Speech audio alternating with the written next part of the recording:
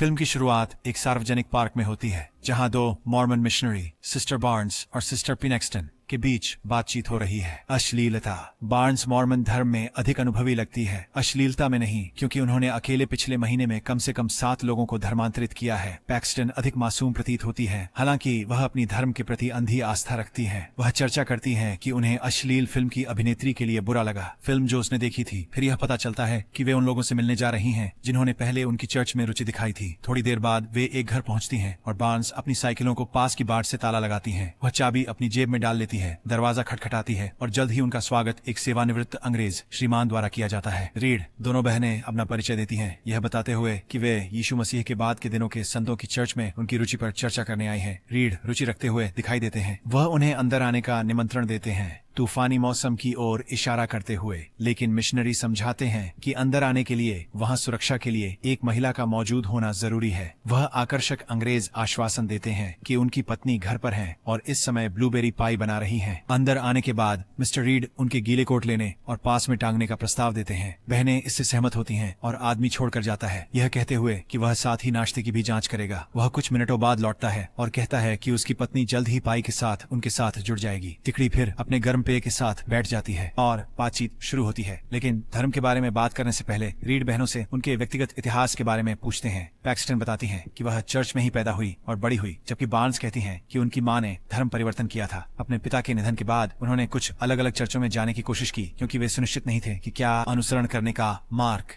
Read साझा करते हैं कि वह विश्वास पाने के संघर्ष को समझते हैं, यह स्वीकार करते हुए कि यह एक व्यक्तिगत चुनौती है जिसका उन्होंने लंबे समय से सामना किया है। फिर वह सिस्टर बार्न्स की तरफ मुड़ते हैं और पूछते हैं कि उनके पिता का निधन कैसे हुआ।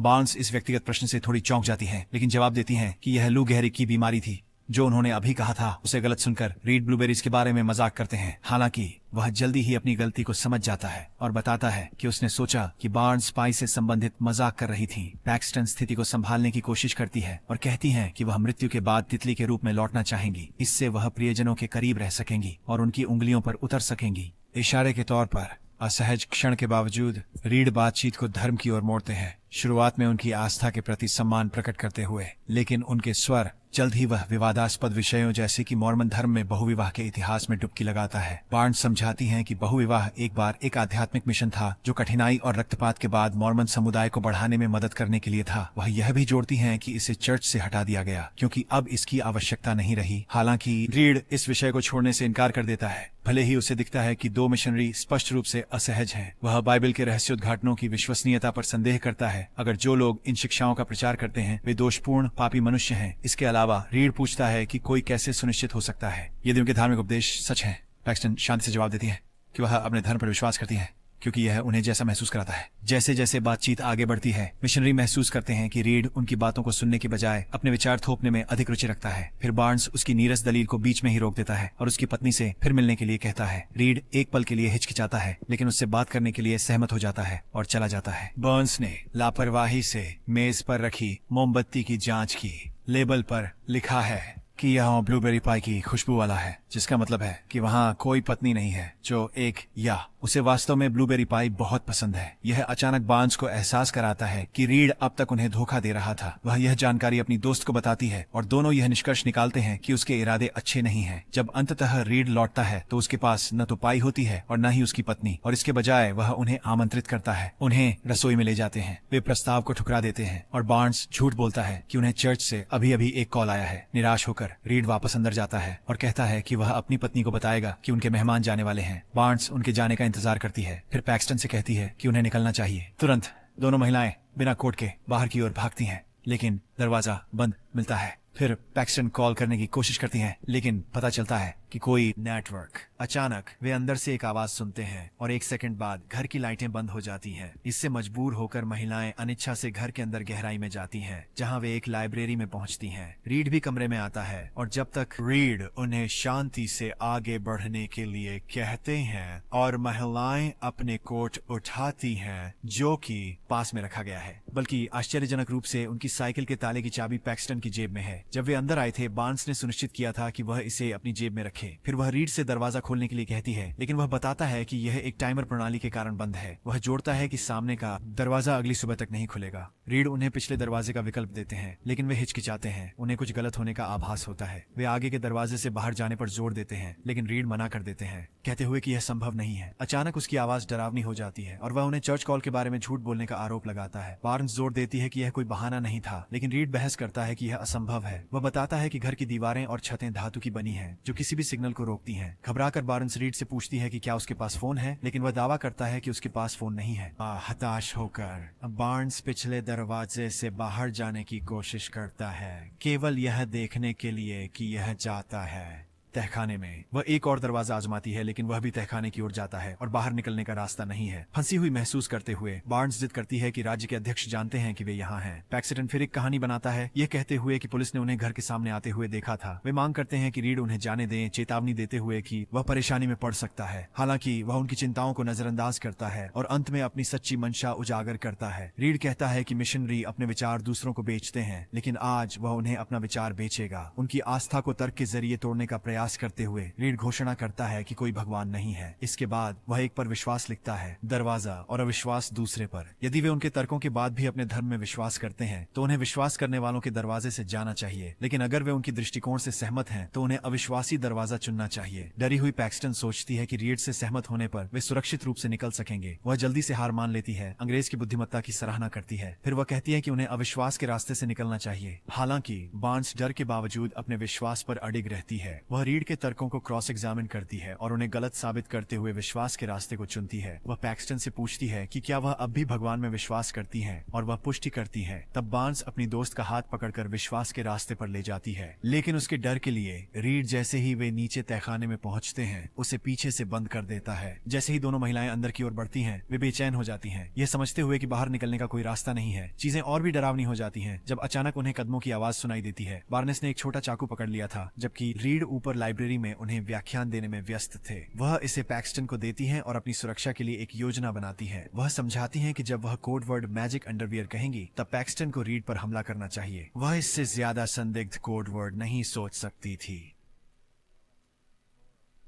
इसके बजाय रीड की जगह एक महिला ग्रे ड्रेस में दिखाई देती है। वह भूतिया दिखती है, कुपोषित है और उसकी हड्डियां दिख रही हैं, और एक हाथ में लालटेन और दूसरे हाथ में ब्लूबेरी पाई पकड़े हुए हैं। दोनों महिलाएं शुरू में डरी हुई हैं। यह सुनिश्चित नहीं है कि वह भूत है या इंसान। तभी एक स्पीकर के माध्यम से दीवार पर रीड घोषणा करता है कि वे एक चमत्कार देखने वाले हैं। वह प्रकट करता है कि उनके सामने खड़ी महिला एक पैगंबर है और उसके हाथ में जो ब्लूबेरी पाई है उसमें जहर है। वह इसे खाएगी, जो उसकी मृत्यु का कारण बनेगा, लेकिन भगवान के चमत्कार से महिला वह पुनर्जीवित हो जाएगी। जैसे ही इशारा मिलता है, महिला पाई खाती है और जल्द ही मेज पर मृत गिर जाती है। रीड यह दावा करना जारी रखता है कि वह वापस जीवन में आएगी, लेकिन तभी दरवाजे की घंटी बजती है। वह दरवाजा खोलने के लिए बाहर चला जाता है, जिससे बार्न्स और पैक्सटन को कार्रवाई करने का मौका मिलता है। वे तेजी से कोठरी के दरवाजे की ओर दौड़ते हैं, बाहर के व्यक्ति को सचेत करने के लिए जोर से चिल्लाते हैं। रीड घर से ध्वनिरोधन करके बाहर की आवाज नहीं आने देता। वे फिर एक माचिस से कपड़ा जलाने की कोशिश करते हैं, उम्मीद करते हैं कि धुआं एक संकेत बनाएगा। इसी बीच चर्च से एक आदमी वहां आ चुका है। मुख्य द्वार पर दो मिशनरियों के बारे में पूछ रहा है। वह कोई चर्चमैन नहीं है, वह वेनम है। रीड एक कहानी गढ़ता है, कहता है कि दो युवा महिलाएं उसके गेट पर आई थीं, लेकिन लगभग तुरंत ही वापस चली गईं। फिर यह पता चलता है कि उसने पहले ही उनकी साइकिलें हटा दी थीं, ताकि किसी को शक न हो। उसकी कहानी चर्च के कर्मचारी को विश्वास दिला देती है, जो तुरंत चला जाता है। बेसमेंट में बार्न्स और पैक्सटन अपनी योजना जारी रखते हैं, जब तक कि वे धुआं पैदा करने में सफल नहीं हो जाते। ठीक इसी क्षण मृत भविष्यवक्ता अचानक जीवन में वापस आ जाता है, जिससे दोनों महिलाएं चौंक जाती हैं। कुछ सेकंड बाद रीड भी लौट आता है और ले लेता है।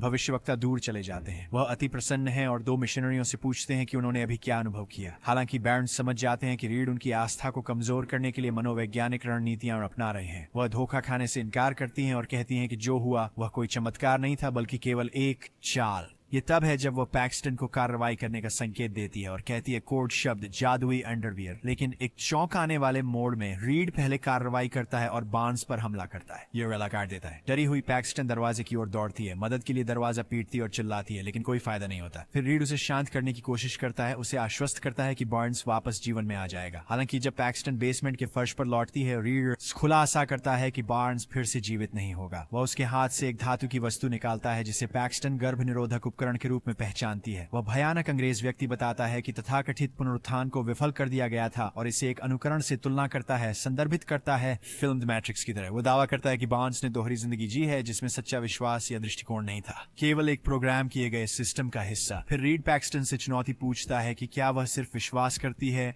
या यदि उसका सिमुलेशन सिद्धांत सही है। आश्चर्यजनक रूप से पैक्सटन धीरे धीरे रीड के फेरबदल को समझने लगती है। वह बताती है कि सिमुलेशन का मंचन किया गया था और तथाकथित चमत्कार फर्जी है। वह बताती है कि रीड ने सब कुछ कैसे मंचित किया, जिसमें शामिल है पुनरुत्थान। जब घंटी बजी और वे विचलित हुए, रीड ने भविष्यवक्ता को एक डबल शरीर के साथ बदल दिया। उसने हल्के अंतर देखे थे, महिला की स्थिति और चेहरा। जब उसने उसे फिर से देखा, वह अटकलें लगाती है और एक मेज को हिलाकर नीचे एक छिपे हुए तहखाने का खुलासा करती है। रीड सहमत है कि अगर वहां शरीर मिलता है तो उसकी थ्योरी सही होगी, लेकिन इसे साबित करने का केवल एक तरीका है, उसे बेसमेंट में प्रवेश करना होगा। सच्चाई का पता लगाने और बचने के लिए दृढ़ संकल्पित पैक्सटन साहसिकता से अंदर जाने के लिए सहमत होती है। रीड उससे कहती है कि केवल तभी अंदर जाए जब वह एकमात्र सच्चे धर्म को जानना चाहती हो, और पैक्सटन बिना हिचकिचाए अंदर चली जाती है। वह तहखाने में उतरती है जहां उसे महिला का मृत शरीर मिल जाता है। इससे उसकी थ्योरी सही साबित होती है और वह जोर से कहती है कि उसे पहले से ही पता था। लेकिन चिढ़ा हुआ रीड कुछ नहीं कहता और बस उसके पीछे तहखाने का दरवाजा बंद कर देता है। फिर भी पैक्सटन सच को उजागर करने की आवश्यकता से अंदर की ओर बढ़ती है। जल्द ही उसे अंत में एक दरवाजा मिलता है। वह अपनी जेब में रखी चाबी से इसे खोलती है, जिससे एक गुप्त तहखाना सामने आता है जहां रीड ने कई महिलाओं को रखा हुआ है। तो तभी रीड उसके पीछे दिखाई देता है और पूछता है कि क्या उसे अपना जवाब मिल गया।